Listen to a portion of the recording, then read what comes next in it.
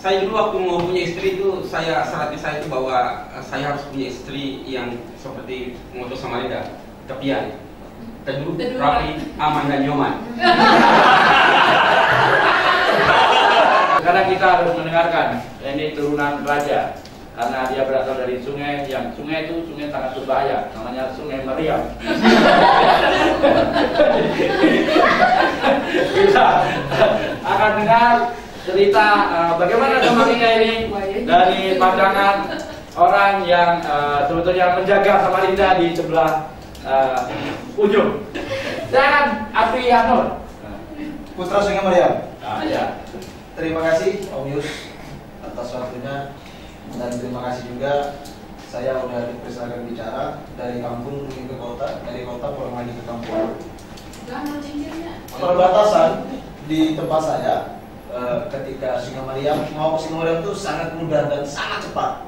Saya katakan ke Tenggarong saya tidak perlu nyebrang pakai kapal, kecuali saya ke Tenggarong Kota, karena Tenggarong Kota belum punya minyak, kami sudah punya minyak. Saya perkenalkan, saya dari Pertamina, disingkat per tahunnya minyak naik.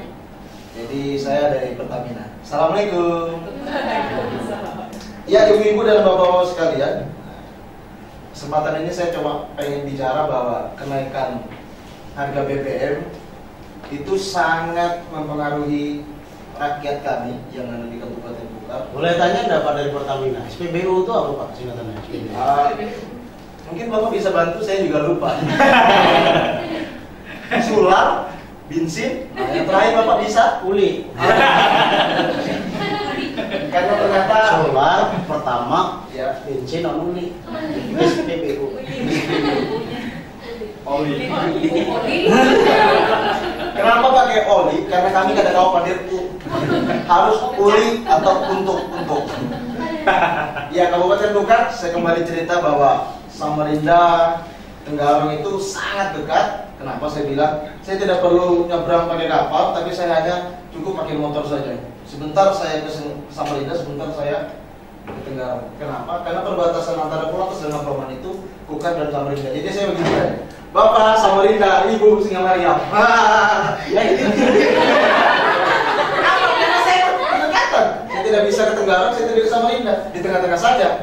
Kenapa? Samarinda banjir, Bukar kekeringan minyak. Kalau dari Samarinda ke Tenggarong sangat terasa. Ini jalan Samarinda, ini jalan Tenggarong. Tapi kalau ke tempat saya benar-benar licin. Karena kami raja minyak. Nah, sekarang kan kita juga sebetulnya Samarinda ini kota metropolis, ya kan?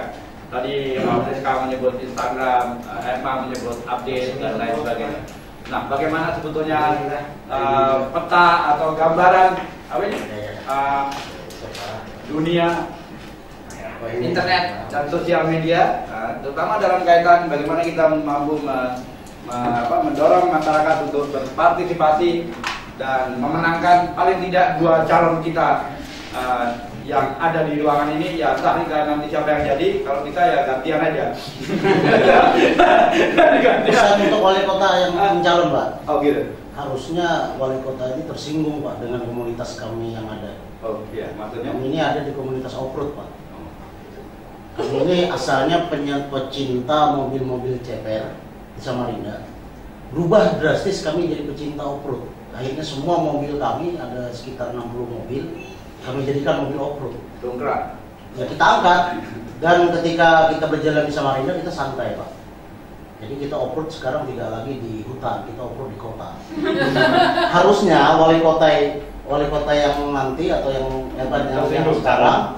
sekarang masih ada Pak ya di kotanya. Nah yang sekarang dan yang akan datang harusnya tersinggung. Kenapa ini mobil off-road kok keliaran di kota Samarinda? Artinya ini secara halus kita mengkritik wali kota bahwa jalanan yang ada di kota Samarinda ini bagus untuk mobil-mobil off-road. Nah, jadi kalau bapak-bapak, ibu-ibu mau melihat komunitas off-road kami, malam ini kami stay di kursi sendiri. Itu sekitar 40 sampai 60 kita ngumpul. Ya, ini sekarang saya ada mobil bawa di depan, mobil off-road Pak. Jangan lewat sini ya. Oh ini baik Pak jalan. Kami akan melewati Lembu Suwana, Kami akan membantu orang-orang, tapi kami layan Ichiro, Pak. Ichiro. Walaupun itu teman kami juga yang di Jakarta itu. Tapi Pak, betul kan mobil off-road kan? Betul, Pak. Bukan mobil tambang kan ya? Bukan, Kirain kalau mobil tambang kan yang ada domnya ini, Pak. Itu GT. Kalau itu sekarang on road. Nah, itu on road. Jadi jalannya di kota. Ya. Mobil-mobil tambang jalan di kota. Serah ibu aja Bu, udah Bapak. Baik, saya kira bukan hanya rumah yang didongkrak, mobil pun didongkrak jadi mobil Ya. off-road ya. Baik, sekarang bagaimana Bung Adipati peta internet dan sosial media di Samarinda? Update status dulu. Enggak selfie dulu ya. Iya, ini dalam hal apa ya? Tadi bagaimana kita memanfaatkan sosial media untuk mendorong ini. Paling tidak 2 calon kita ini menang. Ya, yang sebenarnya kalau mau 2 calon ini menang dari peta media sosial yang ada di Samarinda, salah satu cara yang terbaik adalah pemilihan via Instagram. Tadi yang nggak tahu. Siap. Bapak sebelah lagi Ini dari fase periode zaman baru. dia insta on, insta kilo. Insta Sarah Sandra. Insta Allah. Insya Allah. Jadi nggak perlu lagi kita ke TPS. Intal batok bisa bilang. Langsung kirim di Insta ya. Ya, tinggal masing-masing calon foto selfie, taruh di Instagram, terus yang paling banyak like itu yang menang. Karena kalau orang-orang yang sudah tua, gitu, dia pasti tidak ngerti pakai itu. Apalagi anggota-anggota DPR gitu kan. Kita pernah tahu bahwa ada anggota DPR Samarinda yang emailnya pernah dijual. Itu kan prestasi luar biasa gitu. Saya juga mau kalau mau bisa jual email. Gitu. Nah, sehingga 2 orang ini kan anak-anak muda yang tiap pagi bangun tidur gitu, Langsung Instagram ya. foto sebentar gitu, upload gitu, nungguin di like. Saya Mau lihat di akun ya. Apa? Kita grupnya dulu. Ya, sudah di-upload kan, dia nungguin di like gitu. Kenapa nggak ada yang nambah-nambahin di jumlah like ini? Ternyata provider seluler lagi down karena listrik mati. Tapi itu menarik tuh, kalau pendekatan ke depan tidak lagi sistem online voting gitu, online voting itu udah kelamaan gitu. Kita votingnya pakai media sosial lah, Lebih cepat ya. pakai Instagram atau pakai Twitter gitu. Jadi kelompok-kelompok muda ini bisa menang gitu. Itu salah satu pilihan. Karena juga sampai dengan hari ini kita susah sekali tuh mau ngobrol sama wali kota. Gitu. Ngobrol sama wali kota yang jawab bot.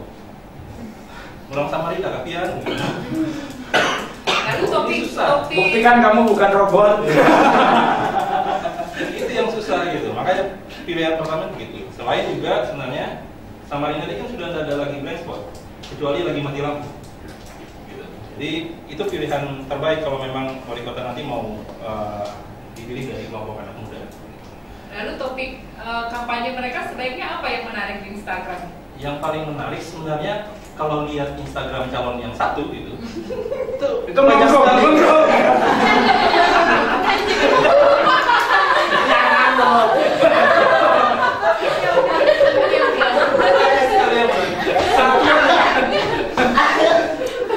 Satu aja postingan yang nggak menarik itu, waktu pemilik media tipu-tipu itu lagi yoga. Rusak sebanyak semua postingan yang sudah dibuat selama bertahun-tahun hancur. Reputasi hancur. Jadi sebenarnya mereka nggak perlu diproses lagi mau kampanye seperti apa gitu. Jadi mesti Kalau pakai memilih image. yang menarik di pagi hari langsung segar gitu, tinggal pilih satu calon Edi Hasan gitu. Kalau mau milih yang bikin pusing gitu, lihat yang Ocha pagi-pagi sudah dihadapin sama kalau nggak si siapa namanya itu Statusnya berat. Sherly atau Bocel. Ini kan orang bangun tidur lihat foto Bocel pasti wah jadi tidur lagi deh. Tapi beda kalau Udah tadi Bapak ngomong apa, Pak? nggak ngomong apa-apa sebenarnya. Paham saya. Memang begitu. Ada kalau dulu Instagram itu sebenarnya sudah ada juga teknologinya. Cuman masih pakai batu tulis. Jadi digambar, dilihatin di orang. Kalau mau like gampang, tinggal lempar. Itulah kira-kira supaya anak muda bisa menang di pilkada yang nanti. Baik, saya kira ini menarik karena ini bukan lagi voting, tapi insta voting. Saya jadi ingat sesuatu. Gimana saya setuju banget kalau misalnya seandainya nanti votingnya by Instagram. Kemudian dua calon kita ini nanti tambahkan di lokasinya, tap 2 kali supaya nggak jomblo. Pasti banyak yang like gitu kan aja. Maksudnya ini juga mewakili curahan. Maksudnya single atau jomblo? Enggak, sebenarnya kayaknya Samarinda ini kebanyakan jomblo. Makanya malam minggu itu suka hujan kan. Karena kita bilang ya Allah semoga cepat hujan supaya nggak ada yang ngapel. Aku curhat. Nggak apa-apa Mbak, saya masih terima.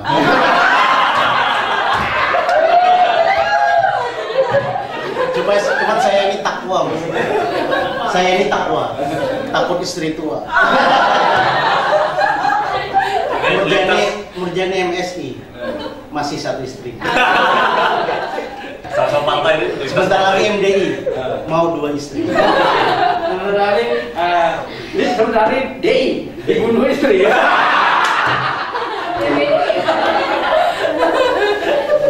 Hai, perbincangan kita sudah kemarin sudah kita memperoleh gambaran yang cukup soal bagaimana sebetulnya wali kota yang baik dan bagaimana kita mengusulkan pemilihan wali kota yang baik dan agar kota Samarinda ini menjadi kota yang baik untuk kita semua. Tapi agar kesimpulan kita baik, kita harus mendengarkan fatwa pernyataan yang akan disampaikan oleh Om Firdaus. Terima kasih Om Yus. Kalau kita bicara kepala daerah, saya ngelihat siapapun yang menjadi pemimpin itu merupakan perwujudan dari masyarakat di daerah tersebut. Jadi kalau pemimpinnya cerdas, itu berarti masyarakat cerdas. Kalau pemimpinnya itu bermasalah, tanda kutip masyarakat juga bermasalah. Itu menurut saya itu satu hal yang berkorelasi positif. Jadi kalau sekarang misalnya menurut kita itu pemimpin kita bermasalah, bisa jadi masyarakat kita memang bermasalah di Samarinda. Tapi ada satu hal yang menarik beberapa tahun yang lalu kalau kita baca di media ya, Kaltim Pos mengadakan satu riset untuk menilai sejauh mana kepemimpinan wali kota saat ini. Katanya menarik, 60% itu puas terhadap kepemimpinan sekarang, 30% itu kurang puas dan hanya 10% tidak puas. Ini satu hal yang menurut saya juga menarik untuk kita cermati. Ternyata sebagian besar 60% itu puas kok dengan wali kota dan wakil wali kota sekarang. Mungkin kita ini hanya bagian 10% yang tidak puas gitu loh.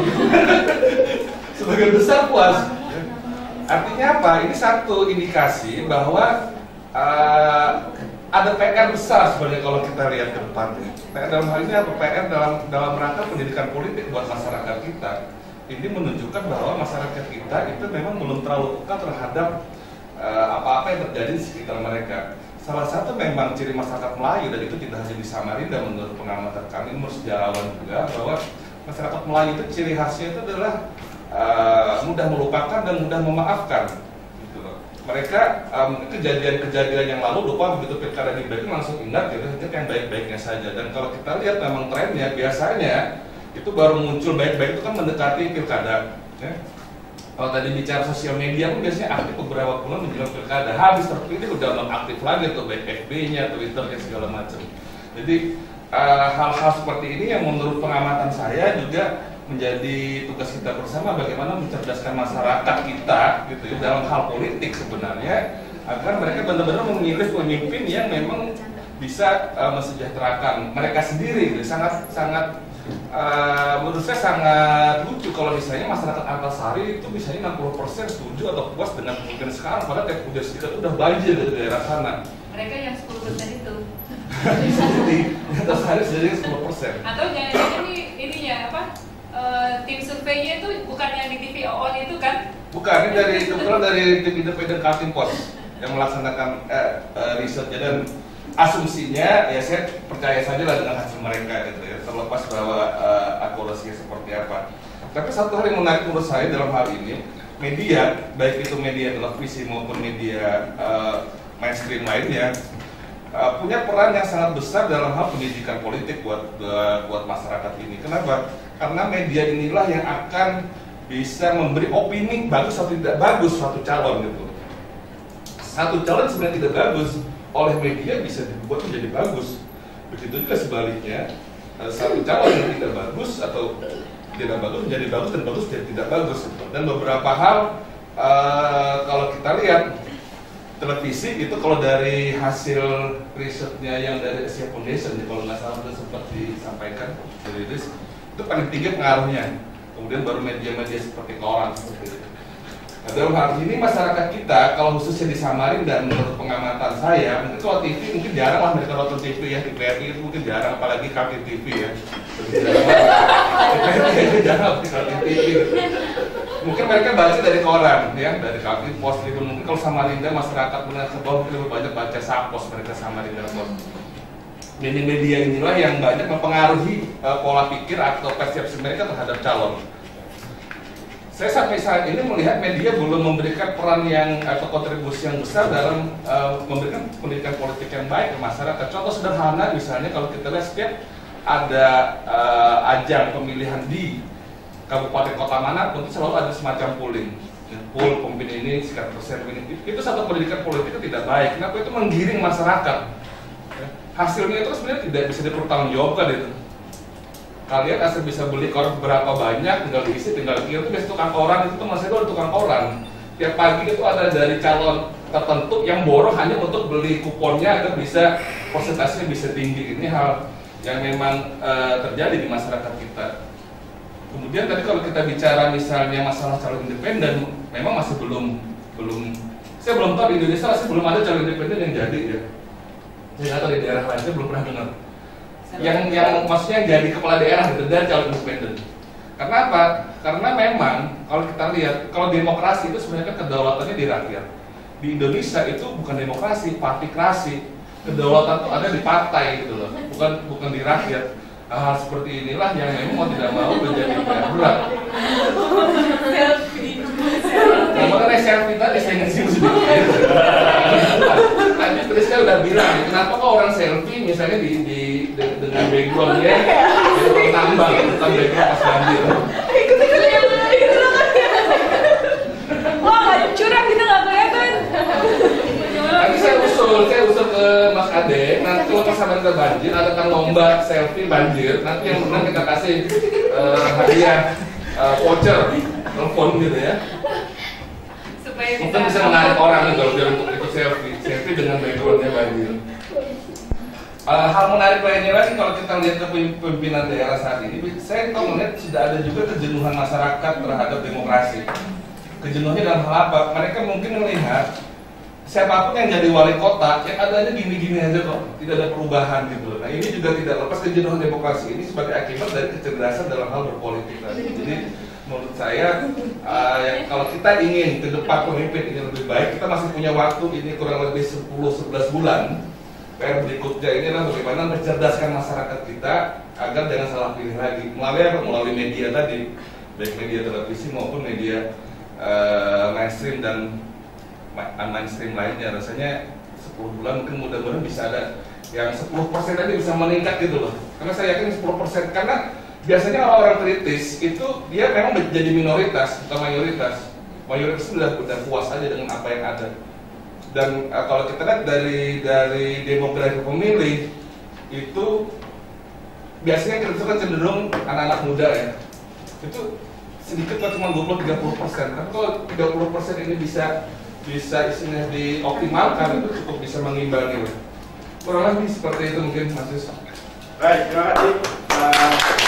Saya kira kesimpulannya memang masyarakat Samarinda ini masyarakat yang gampang puas, padahal seharusnya kita belum merasa puas karena banyak sekali punya problema dan masalah di kota Samarinda.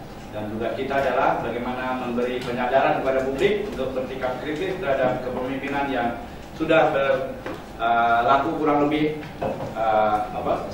wali kota kita ini sebenarnya sudah 15 tahun memimpin kota Samarinda. Seharusnya dia sudah mencapai sesuatu yang luar biasa, lebih daripada lampion di tepian Sungai Makam. Dan terima kasih sudah hadir dalam acara Maharabiu Samarinda. Kita akan berjumpa lagi di kesempatan yang akan catatan kalau ada teman-teman yang mengadakan acara dan menyewa hotel 1 hari tapi dipakai setengah hari saja. Kami akan melawan sampai mati.